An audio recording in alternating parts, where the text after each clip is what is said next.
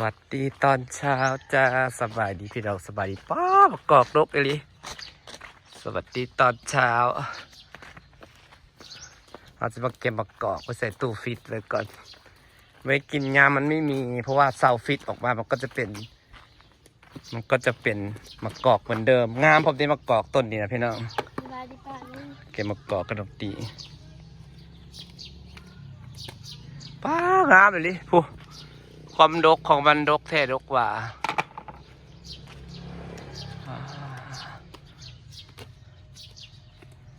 ป่านดินเยอะ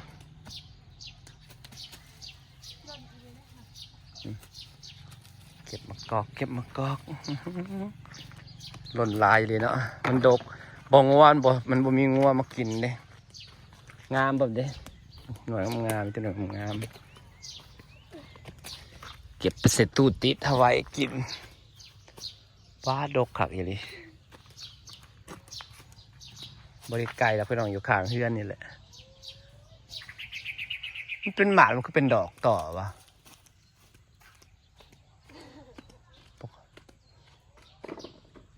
รู้ว่าดอกอันนี้มันเหรอดอกโตฟูมันเหรอมันคือทั้งเป็นหมากทั้งเป็นดอกต่อว้าลายเลยกอกมากอกคือมันลายใช่ปะสะออนดิเนาะสะพองงามท่านี้นะงามริมมะกอกนะพี่น้องหน่วยงามตู้ฟิตเราใหญ่เราจะเก็บไปใส่ตู้ฟิตเราไว้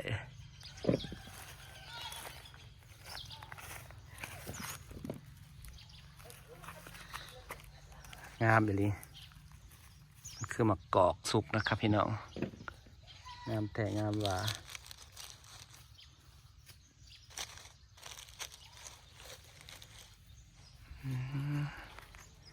เต็มกระสามพอดี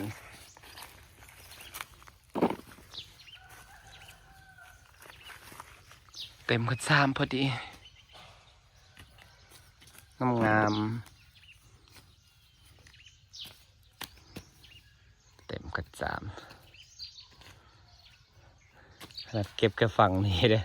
มันเก็บฝั่งนั่นนำนะฝั่งในหัวก็จะนำได้สองกระสามพอดีมันดกเอเลี่ยมงามป้าปีนี้งัวบกินพร้อม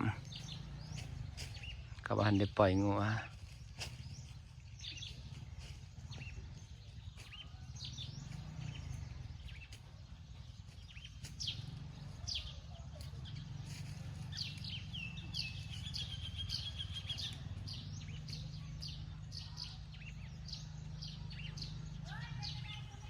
ป้างามเลยพวกหล่นกันสามพอดีนะติงามนี่งามมาเรียเหรอ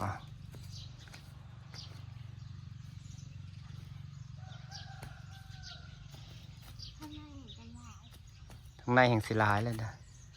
พอได้เอาซ้ำเดียวแล้วก็พอเลย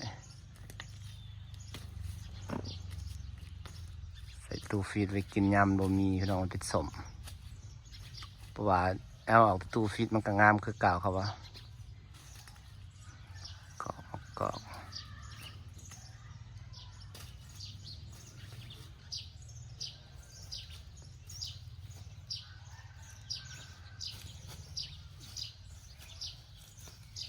เก็บ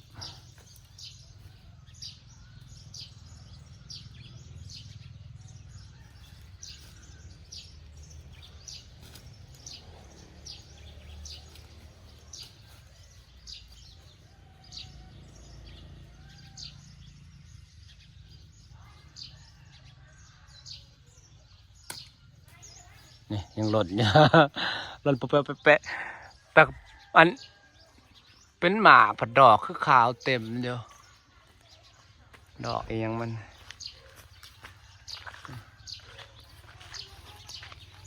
เป็นหมากแต่ดอกขาวเต็มนี่แหละรกแท้รกกว่า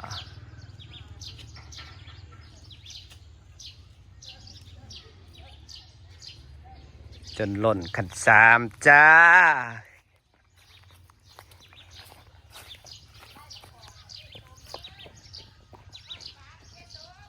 แม่น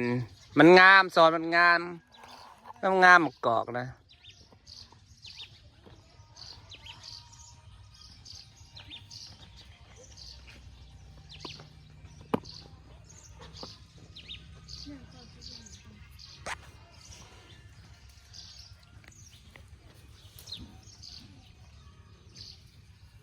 ทั้งปีเก็บอยู่โคตรดกโคตรงามทั้งหอมทั้งงามนี่เด้ต้นมะกอกกับบริไกลจากเขื่อนอยู่กับโตเฮือนเลยพี่น้องเก็บไปใส่ฟิตไว้จาก2-3 สาบนี่ตู้ฟิตทำตู้บักใหญ่เก็บไปใส่ฟิตไว้ยามออกมากินก็ออกมาละลายน้ำแข็งมันก็มีเนื้อมะกอกแซ่บคือเก่าจ้า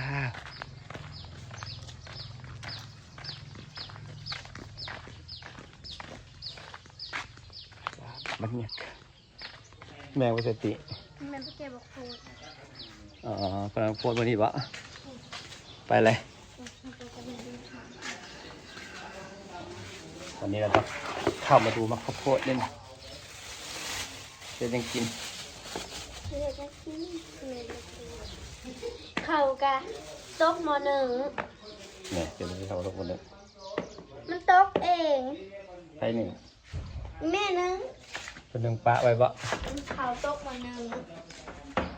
คนหนึ่งข่าวปะว่าเห็นลูกผลสวยเพิ่นว่าข่าวตกม.1ว่าสั่นอันนี้มาส่วนตัวเทิงนี่ออกก่อนติเอาซ้ำมาดูส่วนตัวมัน1มันสุกนี่ออกก่อนตัวลุ่มมันเปื้อนน้ำอยู่แล้วมันเปื้อนน้ำอยู่แล้วแต่สิมีข้าวกินหนึ่งก็นี่กินก่อนถ้าก็มันเป็นเขาเย็นทางหลุมนะข้าวก็เย็นอยู่ลมข้าวเย็นแล้วข้าวมันสุกเขามันซุกนะเขามันซุกอยู่ลุ่มแล้วข้าวมันสุกมันถึกถ้าก็น้อยอีกตักออกให้บนต้นมันถึกน้ำแต่มันเปื่อยน้ำกันเบิดเลยได้นี่เราออกอีกยังหลายอยู่ยังหลายอยู่จะมา1ไว้ตะลุมถึกน้ำตะลุมเพราะว่า